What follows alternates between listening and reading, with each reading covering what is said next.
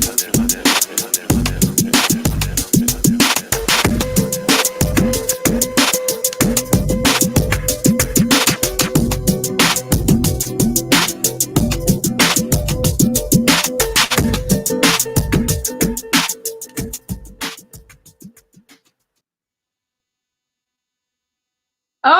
yes. Welcome. Hey. Hello. Thank you, everyone, for tuning in to this Epicurious extravaganza. This is the second week of Battle of the Cans, and it's a virtual cook-off where you cook in. My name is Cameran Hebb, and I am currently quarantining in New York City, and I'm your host today. What is up? Kelsey DaCosta, who's the other host and producer, can't join today, but 2 weeks ago she called me and was like, yo, Cam, let's create a space where there's like these badass hidden chefs and they can come out ablazing on screen. So that's what we've done.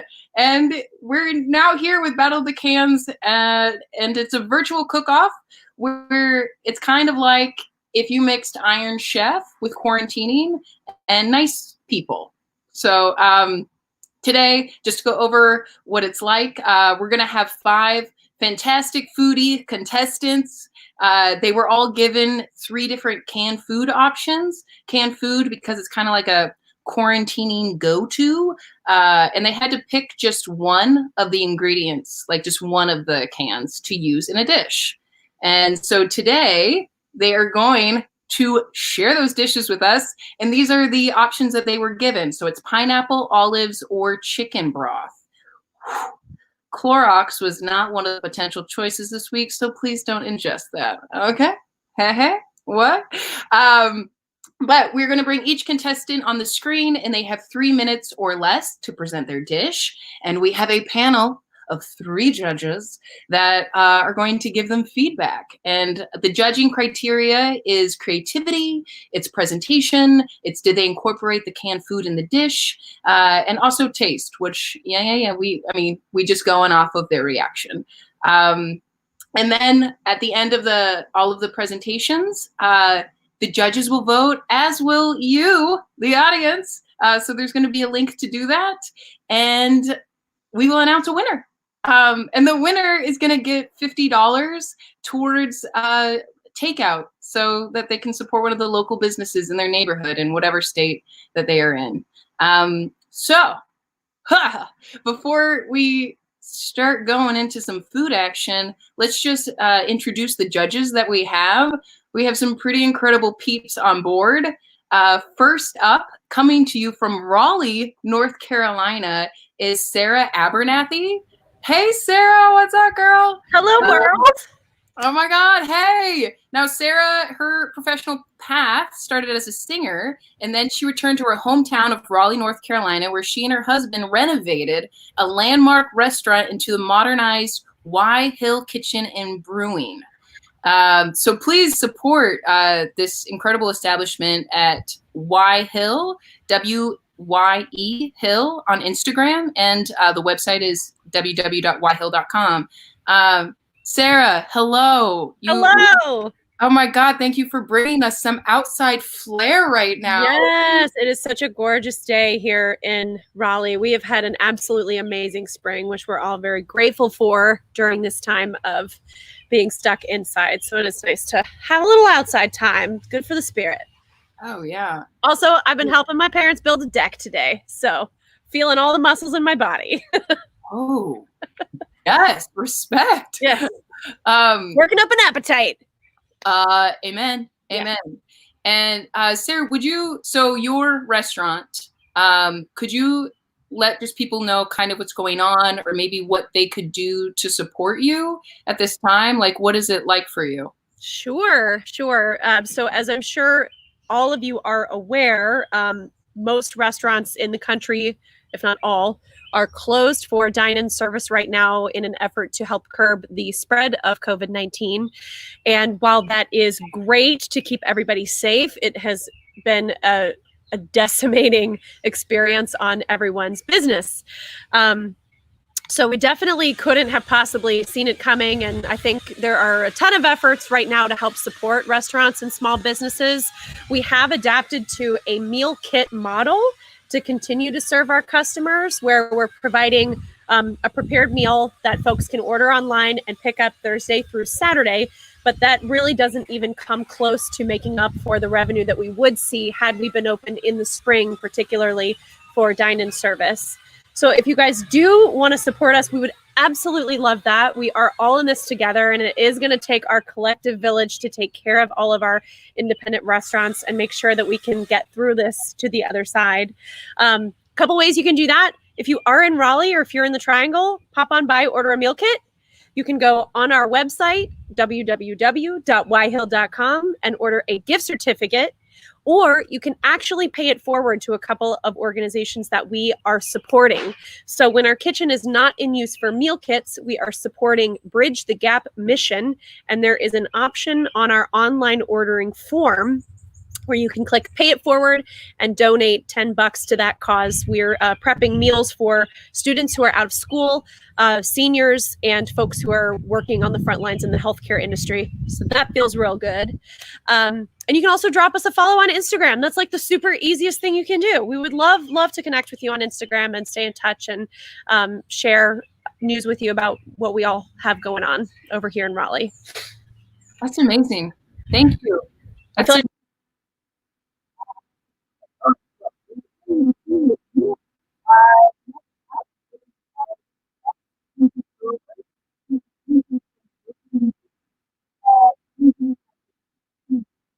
experience. He was the executive chef of the Queen's Kickshaw in New York, and he's now a freelancing chef all around the world. And Kenji, how you doing? I'm doing all right. Still holding in there. Hold up in my, once again, beautiful apartment here in Bushwick, Brooklyn. Just, kind of waiting it out. It's a bit overcast today in New York City, a little rain, so it doesn't hurt so much to be indoors right now, which is great. And I'm glad to be here spending my time with you guys. So, dude, right back at you, Kenji. We'll talk to you in a minute. And last but not least is from Estero, Florida, Nancy Hebb. Nancy served as a director of a cooking school in Olympia, Washington, before moving to Florida, where she taught as a cooking instructor for Sir Latab. She has worked as a kitchen assistant with chefs such as Jack Penn and Ted Allen. She is also my mom, and if last week was an indicator, today will bring up beautiful, yet at times complicated reminders of my childhood. Hey, Mom, how are you doing? We gotta stop meeting like this. This is nuts. But it's better than a flight up to NYC. So I'm glad to see you today, honey. How are you doing? How was your week? It's been pretty good. It's been hot. It's been really hot and humid here. And today we had a little respite with some rain. So it's cooled us off a little bit. But yeah, everything else is cool. It's good to see you and everybody else. Amen. Amen. All right. We will see you in a second. Okay. Let's do this. We are going to introduce our first contestant, Lynn Hewett, and she is quarantining in Astoria, New York. Hey, Lynn. Hi. Hey. Let me do this. Hey, guys. Yeah, I chose pineapple. Gorgeous. Yeah. Gorgeous. Yeah, I chose pineapple because we had pineapple. And I normally don't cook that much. I'm going to pretend like I'm taking the tortillas out of the oven because I made tacos. We're just going right into it, right? Yeah, please just tell us everything. So, here, let me do this. So I made pineapple, coleslaw. Everything's gluten-free and vegan. So I did, no mayonnaise or anything in the slaw, but just a vinegar base. And then this is jackfruit with barbecue and red onion. And I'm doing like a barbecue taco kind of thing with the slaw. So I'm going to make one now. And I'm normally not really a cook. My roommate is awesome at it, which is great. So I learned a lot from my roommate and my previous roommate. And then just gonna eat it in front of you guys now. Please take a bite. Tell us how it is. It's hot and it was good. Tangy. Amazing. Lynn, what inspired you to make tacos? Sorry, I should say, so the slaw is like sliced julienne cucumber, red cabbage, pineapple, jalapeno. So it's got some heat. Tacos is because I love tacos, so that's why I made them. And then I've never cooked jackfruit or used a slow cooker. So I thought this would be the time to do that, to do something fun. While we're in quarantine, try to do things we normally don't do. And I gotta say, it turned out pretty good. Definitely. Yeah, I wanted to have the sloppiest thing on camera. No, that's great. Dude, they look delicious. Really good, actually. I'm very impressed with myself right now. Oh, Frank's Redhead hot sauce in with the jackfruit. Oh. So yeah, just all the flavor you can imagine. And then that sweetness of the pineapple. And then I grilled a couple of pineapple slices on the side just to have them. Man, gorgeous. All right, this is it. And it's delicious. Amazing. Thank All you. right. Thank you. Okay, Lynn, we're going to get some feedback. Is that cool? Is there anything else you want to say? No, thanks for watching and thanks for doing this. This is awesome. I love it. Dude, no. And I love that you went adventurous and did things you've never done. Yeah, me too. Great. Sarah. Hey, hello. Hey, gosh, Lynn, for someone who's not a cook, I would say I'm majorly impressed with this. You used the word julienne. You made a vegan gluten-free meal. You said you used a fun new kitchen toy for the first time, and you grilled pineapple. So that's pretty ballsy. Well done. Well done. What is in that barbecue sauce in the slow cooker with the jackfruit? So the barbecue sauce I bought, to be honest, and it's Stubbs barbecue sauce that I added. Yeah, and I was like, I'm gonna get Stubbs, and then I just put the Frank's, and then I did red onion. So I think what I love the most about what you put together is jackfruit. My husband was vegan for several years, so we've had lots of jackfruit tacos, and it is a really meaty plant, fruit, if you will. And what I love about your combination is that you have something super meaty, but you cut it with a nice acidic salsa, slaw, and the pineapple as well. So that, and then like the creaminess of the tortilla, like I'm super jealous. I wish we were eating it together. Thank you. Thank you. Delicious. Amazing. Thank you, Sarah. Kenji, where you at? Yeah. Oh man, like it just keeps getting more challenging as the weeks go on. Because last week we had 3 contestants; they were all incredible, and this week we have 5. I mean, I don't know how we're going to choose a winner because I assume that they're all going to be equally amazing as they were last week.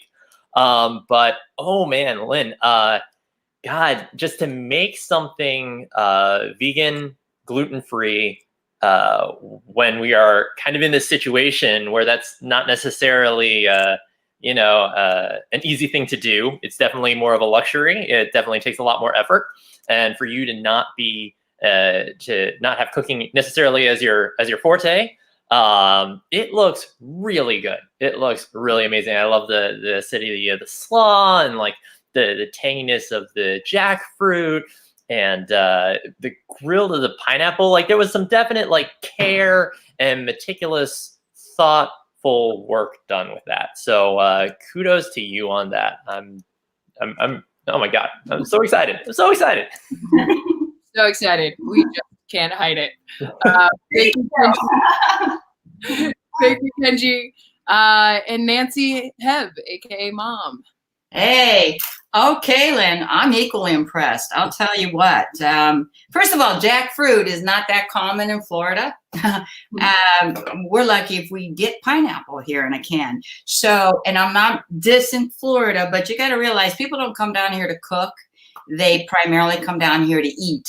And so one of the things that I would like to know is if I wanted to substitute something for the jackfruit, what would I use? Do you think? Because if I'm in the Northwest, I could find jackfruit in any of the grocery stores there. Canned, it's very, very prevalent.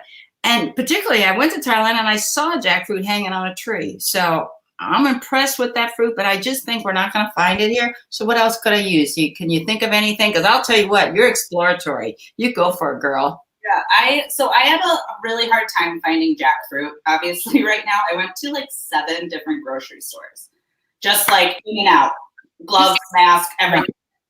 I was like, but I really wanted to get jackfruit, but I knew if I couldn't find it, which I ended up finding it at Green Bay in Astoria, but if I couldn't find it, I was going to go with maybe a tofu, or I really wanted to keep it like vegan just because I'm trying to eat like lighter right now and not like, because I'm just stuck at home and all that.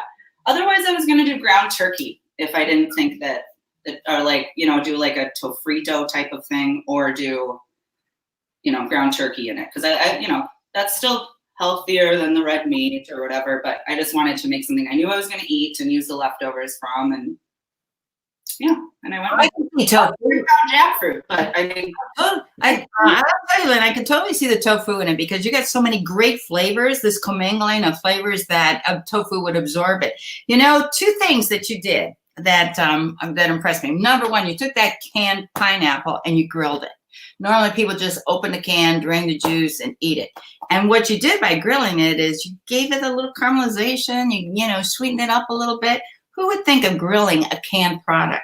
The other thing I'm really impressed that you did is you found another use of Frank's hot sauce. Because down here, the only thing we use Frank's hot sauce for are, you know, buffalo wings. So you really upped the game, and I'm impressed. You did a great job, and I'm anxious to try this combination. awesome. Thank you. Thank you. Looks delish, Lynn. Thank you so much. And 7 grocery stores, you're a hero. Thank you for putting that work in. All right, second contestant. Let's bring up Mo Goltz and Jeff Goltz. This is a father-daughter duo coming to us from Olympia, Washington, which is really exciting. Hey, guys. Hi. Hey. Hello. How are we doing? What did we make today? All right. So we chose to feature chicken broth in our dish, and we wanted to make something really comforting right now because it's a very stressful time, and why not? So we chose to make chicken pot pie, and there's really some really special things about this recipe. The first is that it kind of demystifies a couple of cooking challenges or techniques. The first is making biscuits as a topping, which can be very intimidating for folks. And then also to make the filling of the chicken pot pie, you have to make a roux, which is a base for a lot of sauces. And so by writing it out in a recipe, we thought it would help maybe some hesitant home chefs to branch out a little bit. I was on a big chicken pot pie kick a couple years ago, and that hasn't kind of ended yet. So I made this recipe a bunch of times, but just have never actually written it out. So this was the first time of doing that. And we were asked to... We were asked to give a dish that sort of exemplifies our quarantine experience. And so we talked about that, and we went through a lot of things, but finally we settled on oatmeal. And the reason for oatmeal is, again, it's kind of comforting. For the first couple of days of the quarantine, you can imagine oatmeal with raisins and brown sugar and whole milk, and it tastes good, it feels good. But by day 2 or 3, oops, you're out of raisins. By day 5, you're out of brown sugar.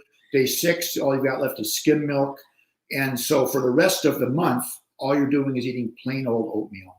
And that's kind of boring and kind of the way we feel right now, which also exhibits the need for comfort food in some other form.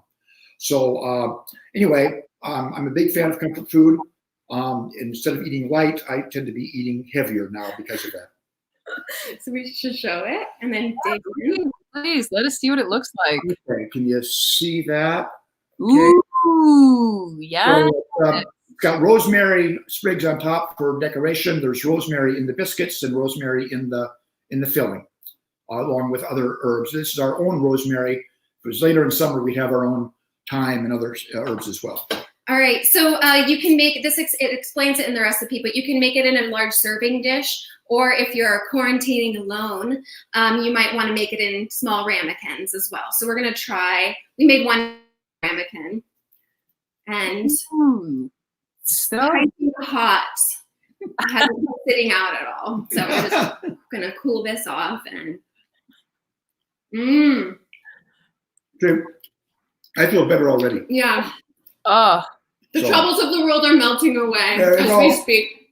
My dad did this morning. He decided to bam it up a little bit and add rosemary to the biscuits, which is not in the recipe, but I think that was a really nice choice. Dad. Yeah. Thank you. brilliant. You guys, it looks so good. Very Thank good. you. Thank I'm you. gluten-free and dairy-free too, which is so great. Yeah, that is pretty obvious. Yeah. Mhm, there's no butter or anything. So Super, super locale. Amazing. Well, you guys, let's get some feedback. Can we, Sara? First of all, this whole situation is adorable. I love that you guys are a father and daughter team. I'm not far from my own dad right now, but he is practicing very strict social distancing rules, which of course we all respect and appreciate, but love that. Your plating is gorgeous. That dish is just like, doesn't that just make you want to like plow your whole face, like face first into it? And I so appreciate an herb garnish. Mo, I've been on a chicken pot pie kick for 3 decades. So I understand and I see you. It looks delicious. I also, I was curious if you guys in normal times would you go for chicken broth from scratch? You know, right now we sort of have to be limited in what ingredients we have in the kitchen. So instead of the enriched chicken broth, have you ever gone for it with homemade chicken stock? yeah, we have. Yeah. Yeah. Making stock is like actually one of my favorite things to cook. So yes, we have done that. But this is kind of like the enriched, we call it enriched. I know that in the Alison Roman's video on Thanksgiving, she called it cheater stock to make gravy with turkey, which used chicken broth plus a lot of herbs and a lot of, and some of the giblets and so forth. Oh. So it kind of enriches the basic stock, which does make it a little bit quicker, a little bit easier. I would recommend for all of you home cooks, don't get scared about the roux, but definitely go for the enriched broth. Try it. Try it on the next thing that you make. Dude, great.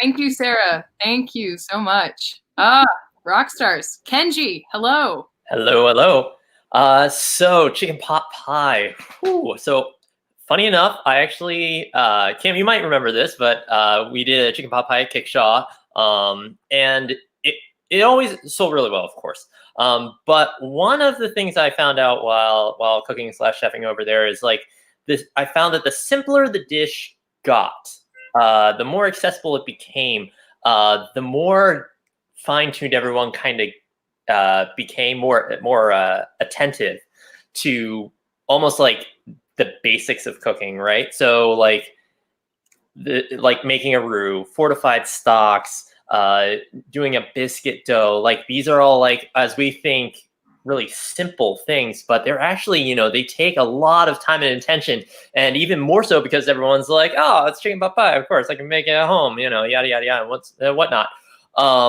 What I've seen here is absolutely amazing. I think it looks so good, especially with the rosemary added on there and incorporated into the dish.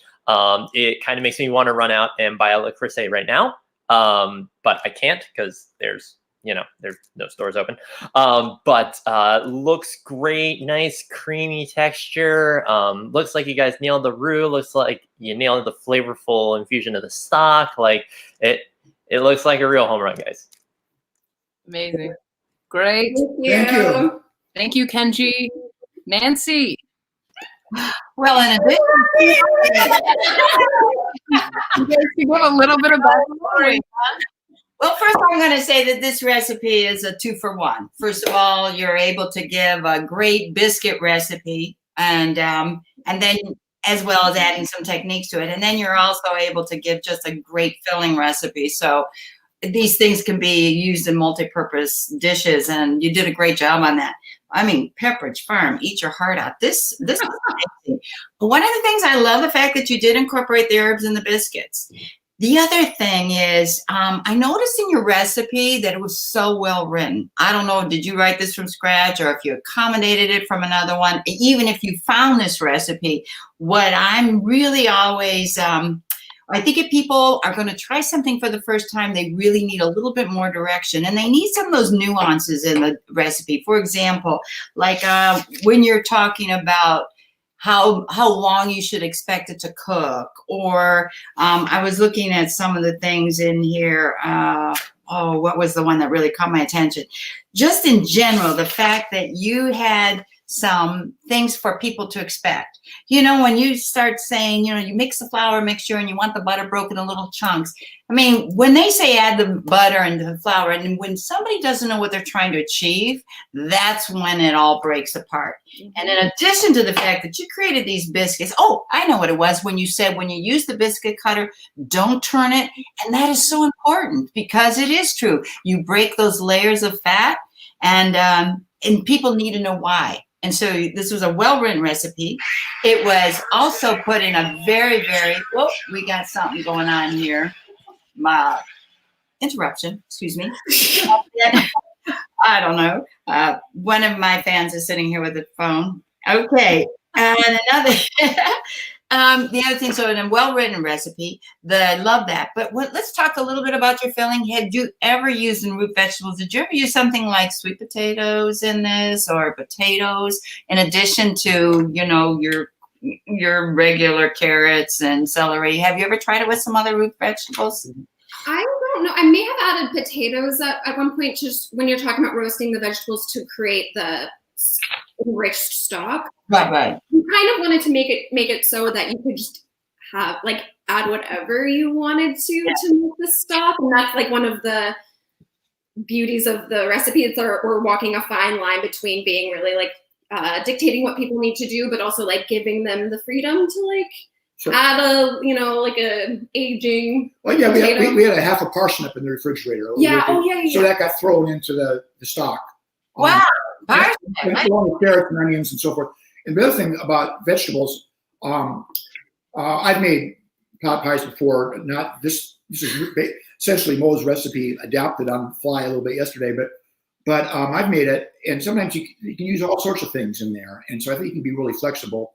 I think peas, carrots, celeries are the kind of the basic vegetables. You can put in mushrooms if you want. You can put in pearl onions if you want, and maybe in potatoes. I think if you want. My view on potatoes is with the fairly substantial biscuits, that becomes a little heavier. A little carb heavy. Okay, I'm going to say one other thing about this recipe, and this is where I think you separate a good cook.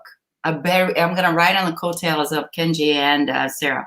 One of the things that they said was making these things from scratch. This is it looks like a complex recipe, but when you take that little extra effort, when you make when you roast the vegetables, when you make the biscuits, yeah, you could get granddad's biscuits and just lay them on top, but that doesn't make the dish, and that doesn't make it look as appealing and appetizing. And the other thing, when you cut that up in chunks, normally when I see a pot pie, served at a table, after they make that first cut, everything just kind of cascades out of it and just floats around in a pool of stock. I'm going to tell you what, seeing those things set up in the individual portions was beautiful. So, props to you. I thought it was, you took what you would think is just a good comfort dish and you created a culinary masterpiece out of it. Great job. Woo! Yes. Oh, thank you guys so much. It's beautiful. We're just going to keep going. We got a couple more contestants. Everyone's been amazing so far. Up next, we're going to see Katie Sasse, who is coming to us from Washington Heights in New York City. Hey, Katie.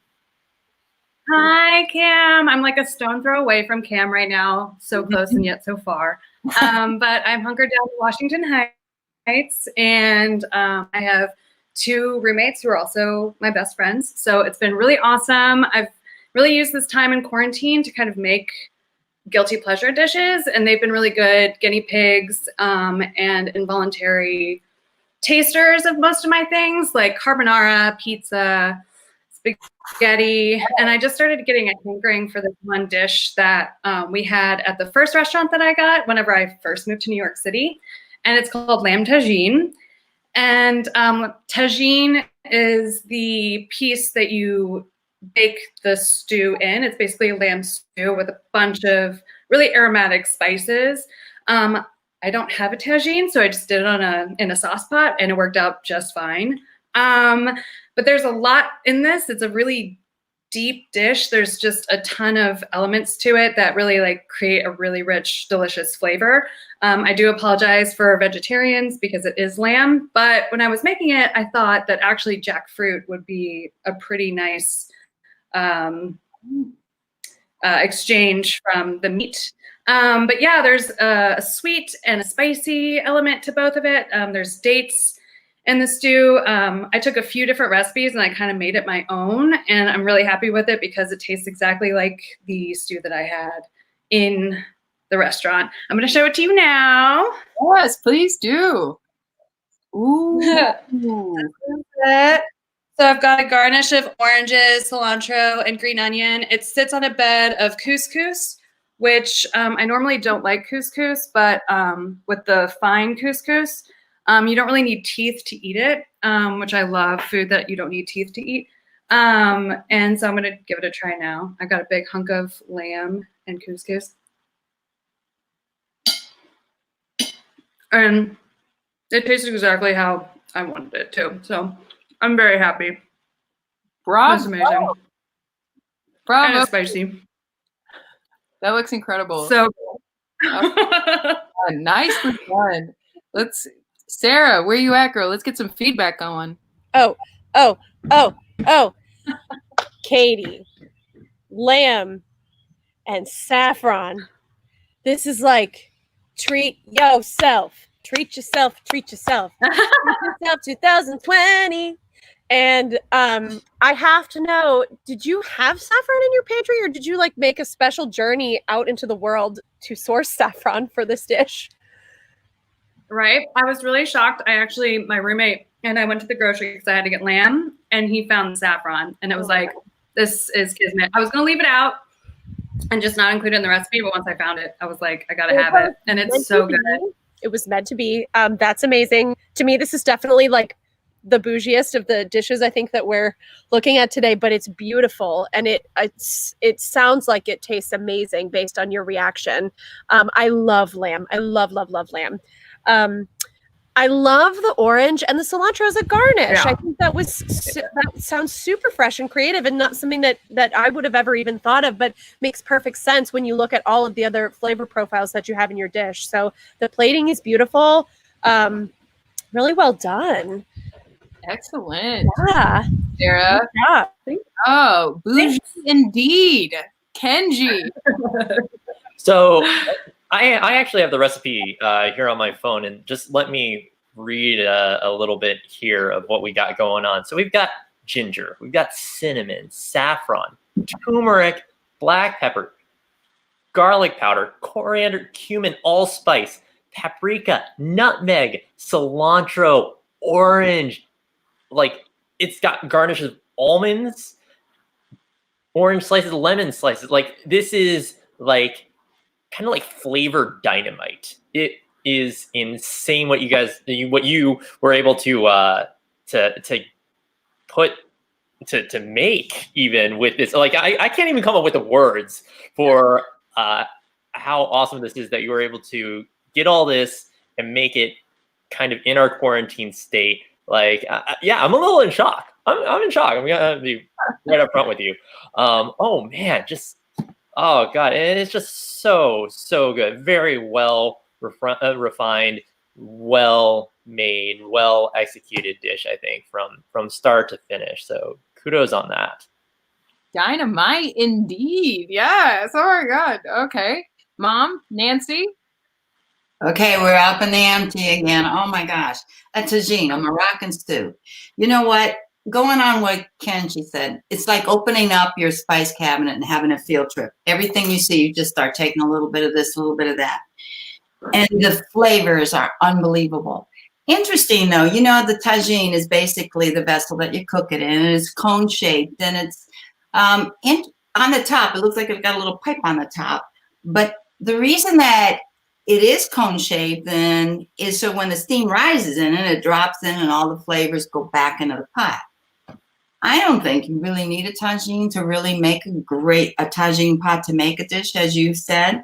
And when you look at what you have in here, who wouldn't try this? The other thing is, if you don't like lamb, and I love lamb, so this isn't going to be an issue, what could you substitute? What other meat product or protein would you put in here? Great question. Actually, chicken thighs would be really good. Chicken breast, if you wanted to. I actually thought like a seitan or a jackfruit would also really do well because jackfruit is a stewing fruit.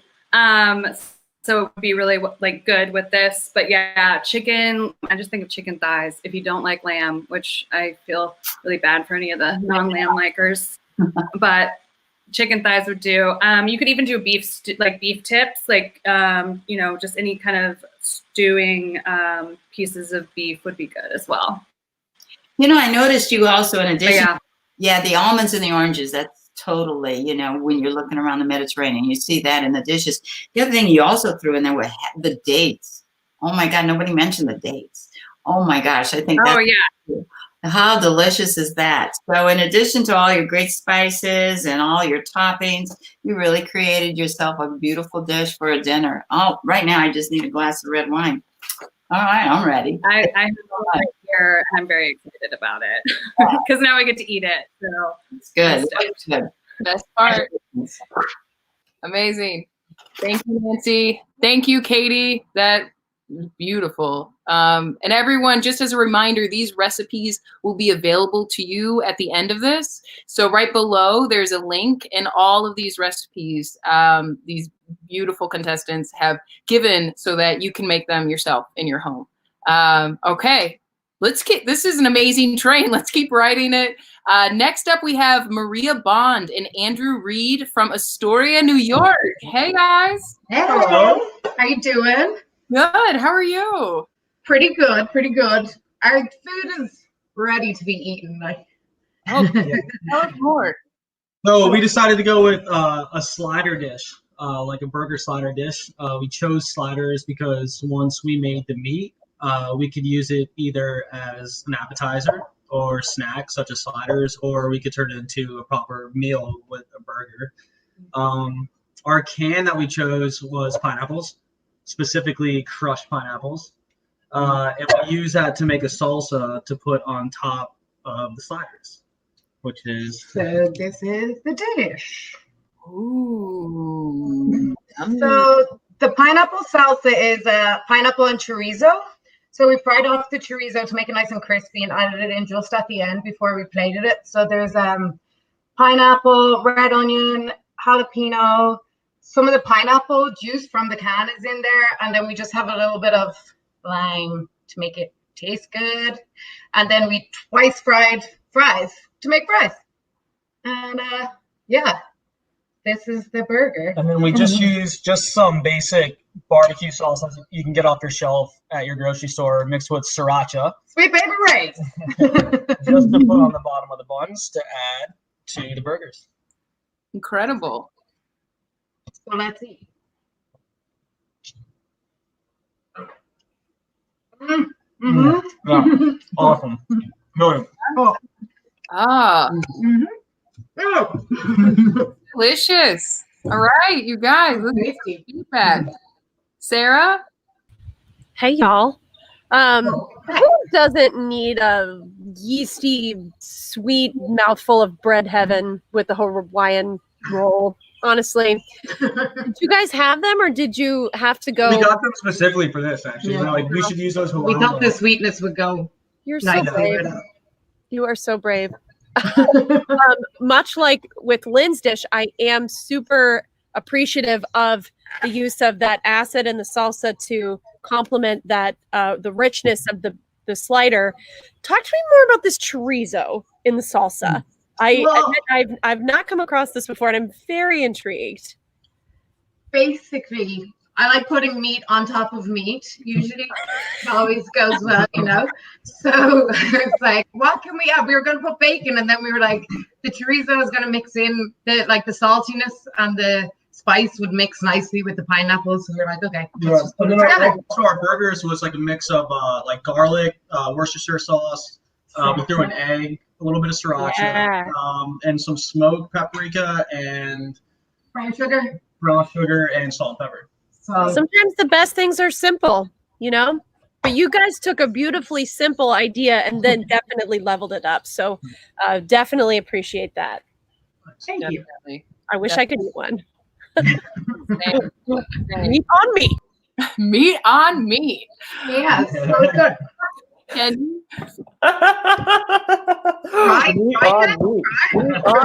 Oh my God. I think we might be on the same wavelength here, because I actually ran out this morning to the grocery store, to 2 different grocery stores actually, to get King's Hawaiian rolls, because they are the best. They are so good.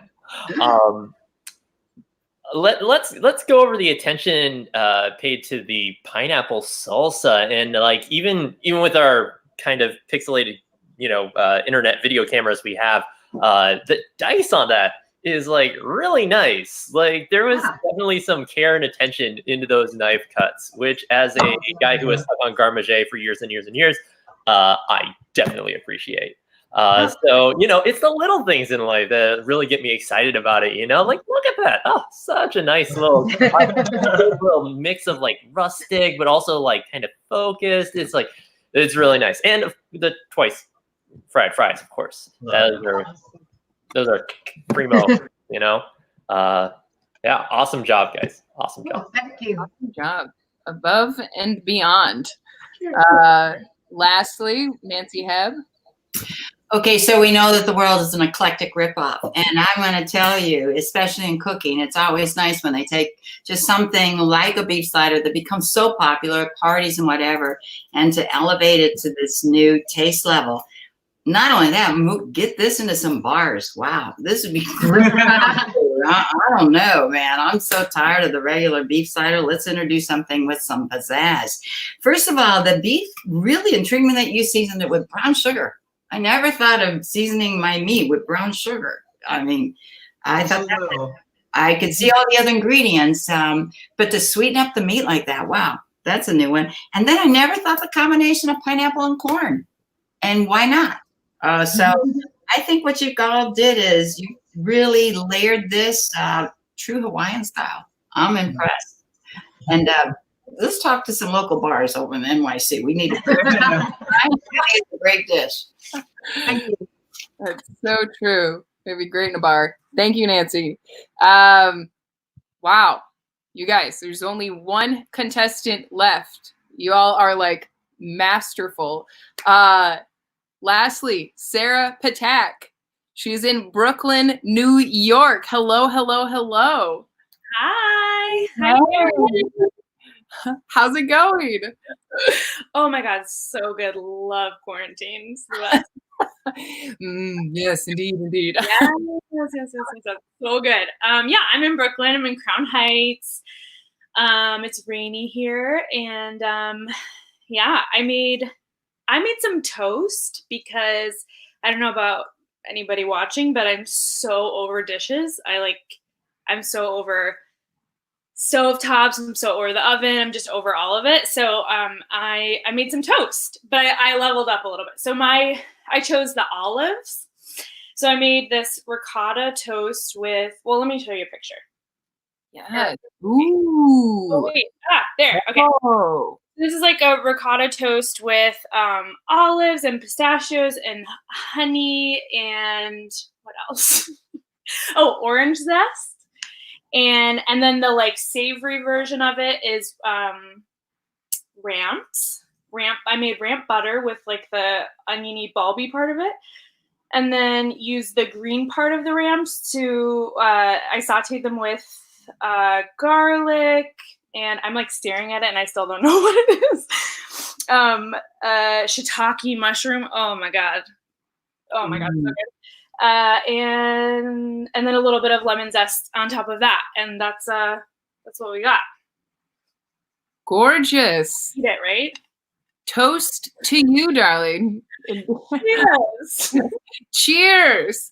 Okay, well, let's hear about some toast. Sarah? So good. Great name, Sarah. Great name. So good. So thank you so much for specifying full fat ricotta in your recipe, because I don't know what the point of living really is otherwise. Yeah. Don't know how to do it any other way. That you have prepared for us looks like a flavor party. Pistachios and orange zest and olives all together. It's like salty, sweet, and like fatty and creamy, and it looks beautiful. I mean, they just absolutely look gorgeous the way you plated them. I think everybody who's here together can agree that we're all sick of dishes at this point. Doing dishes, it's like you clean the kitchen and 3 hours later it's dirty again. So who says you can't have like an absolutely gorgeous, beautiful meal that's super simple and easy to prep? Fun part. And also thank you for proposing 2 options here so that you can, like double the party, double the fun, double the tartine. I love it. Thank you. Double the fun. Double the fun. All right. Kenji. So, Sarah, you definitely chose probably the hardest, I think the most challenging of the 3 canned ingredients that were available this week. And of that, I think you had by far the most like flavor balanced of everyone here. And I'm probably gonna get yelled at for it, but I don't care. This is my opinion. So just like Sarah was going on before, just like the olives with the pistachio, the creaminess, the ricotta, the orange, really delicious. Like, oh God, like perfect textbook, great play. Ramps, like that's like, oh man, here I am again. I'm totally lost for words. It's like I can go on for like 20 more minutes about the beauty of ramps and how there's such a short season for them, and like, people get them but don't really know what to do with them. You showed a real mastery of what to do, which is take the bulbs, turn them into butter, take the tops, saute them off, like, and you made something really, really awesome, something really seasonal, which sounds ridiculous for quarantine times. I think you did an amazing job with just some toast. Thank you. Ramps are so special. People should use them more. So good. Ramps. I mean, I've never heard of ramps. So bringing it. And lastly, we have Nancy. Okay, I'm going to be honest. The only ramps we have in Florida off 75. We don't see that vegetable, or I mean, I know it's a wild, and we just don't see it. I wish I had the bounty you all have up in NYC. I mean, I'll tell you what, the people in Florida down here, they're still crazy about scallions. So, to take this one step further, I will say on this toast, the other thing, the mushrooms. Oh, you had such great offerings. And although we don't get the chanterelles, I know up in the Northwest, they're going to get them in September. So they're going to do some great stuff with that. Let's go to the olives, though. You picked my all-time favorite olive, the Castelvetrano. I love this olive. Yeah. They're meaty, they're buttery. I mean, somebody tried to describe it once as like a cross between the little green orbs, and I love to serve them in just like a champagne glass with potato chips, because that's what they're doing in Italy, right? They do that in all their little tavernos. But I will say that is such a meaty olive, and it's a broth's kind of like between, isn't it? Like asparagus and artichoke. It's just not like an average olive. So for you to pick an olive and pick one of my favorites, wow, that's the best. And I'm going to agree with Kenji on the flavors. I can see the flavors blending so well. You have the ricotta cheese, and then you have the pistachios. So you have the smooth and the crunchy and the salty. Oh, man, I said, this is totally wine country. We'll put those platters out and just gobble those up. That's just a great, simple is sublime. I think it's wonderful. Thank you so much for sharing these. And I will be on the continuing search for ramps, but I guess I'm going to have to pass up North Carolina and go further north to find them. Someday. You're going to send them to me? Okay. Lovely, lovely. Thank you so much. Yeah. Gorgeous. Sara, I think they all loved it. Yeah? Yeah? That was for you, Dad. I thought you'd like that joke. Oh my God. You guys, okay. Well, those are all of our contestants. Way to bring it. Everyone, you showed up, and it was fantastic. And we are now at the time where we need to vote, which is going to be hard because so many good, yummy things. So the judges, please send your votes to, you know where to send them. And audience, we need the you. So below there's a link, and it's like one of the VIT links, and if you click on it, there will be a poll, and just choose whoever you want to vote for. But really a great showing, guys. And let's see, and don't forget the recipes will also be posted down there, so everyone go and make some beautiful things in your kitchen at this time. And we have a couple announcements. First of all, we are trying to support a charity that is really incredible. It's called the Migrant Kitchen. There's a link below as well. And they're just helping get food to the frontline workers in NYC, so a lot of healthcare workers. And so, I mean, it's a crazy time. It's nutso. But if anyone has a little extra couple dollars, please send them their way, because I think they could really use it. We also have next week some badass competitors coming your way, and their names are Sarah Antes, Sean Casserly, Kathleen Nicely, Hillary Dowdle, Daniel, and then we have a team of 3, Danielle Dowler, Cece Chow, and Hassan Erdal. Bring it. And let's also announce what cans. We have another 3 cans that will be the options for next week's competition. And they are garbanzo beans, peanut butter, or Coca-Cola. Spicy. All right. Well, while we are getting those vote together, I'm a bartender in New York, and Paul is as well, who is our technician. What's up, Paul? And so we thought that it would be cool to do something called Happy Minute. So instead of Happy Hour, I actually created some cocktails that use the cans that they used in this week's competition. So I have one here, and apologies, it's a little melty, but this is called the Pineapple Pickup. And it is a kind of a play on the mint julep, but its base is bourbon, and you use pineapple from the can, and you will muddle it with mint, and also use some of the juice from the can as well, and some simple syrup and lime juice to kind of cut a little bit of the sweetness. And so that recipe is below. You can also make it as a mocktail without alcohol, and instead of bourbon, you just use iced tea.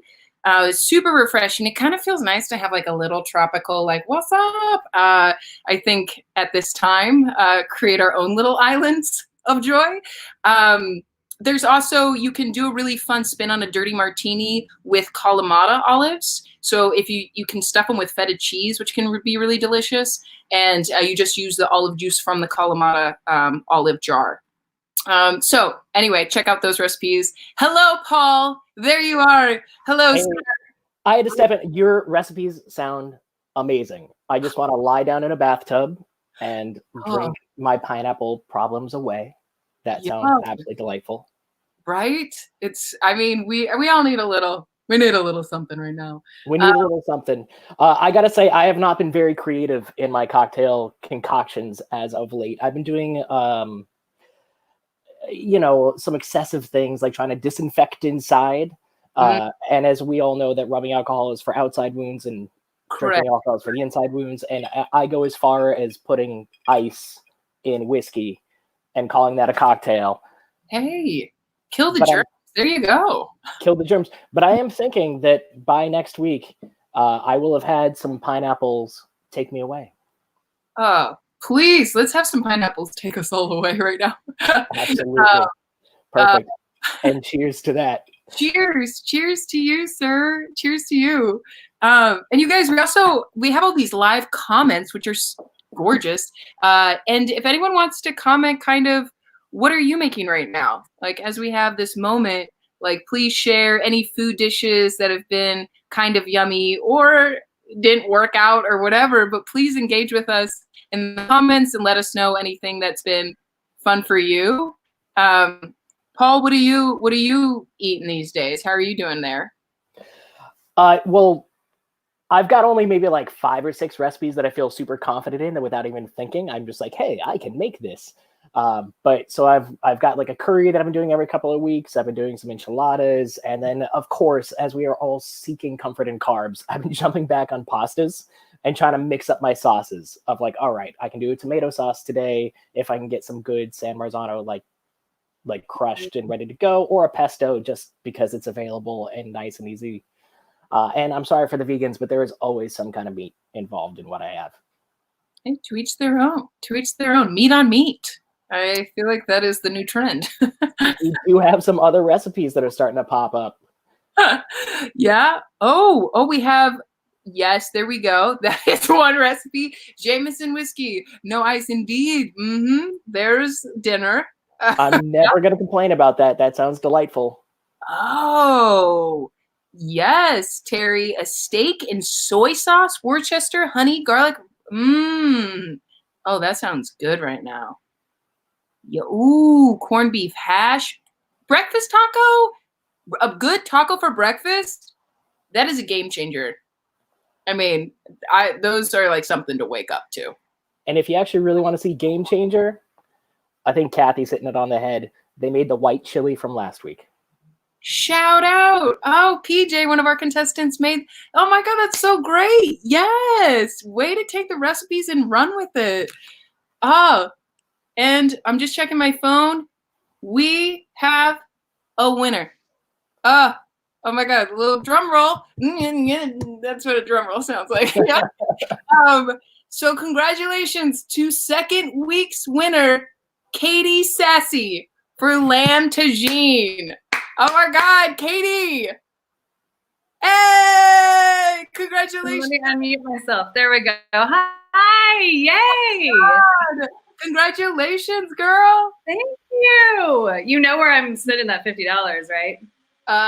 Where are you spending that $50? Hilltop. Y'all, Katie and I live very close in New York, and Hilltop is a restaurant that I have worked at, and Katie has frequented like once or twice. Maybe just a handful of times.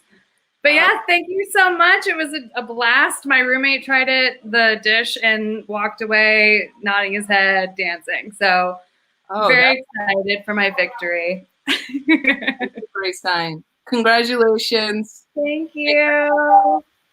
You did so good. Thank you, girl. And thank you, everyone. I mean, really, like, I can't believe the dishes that are being brought.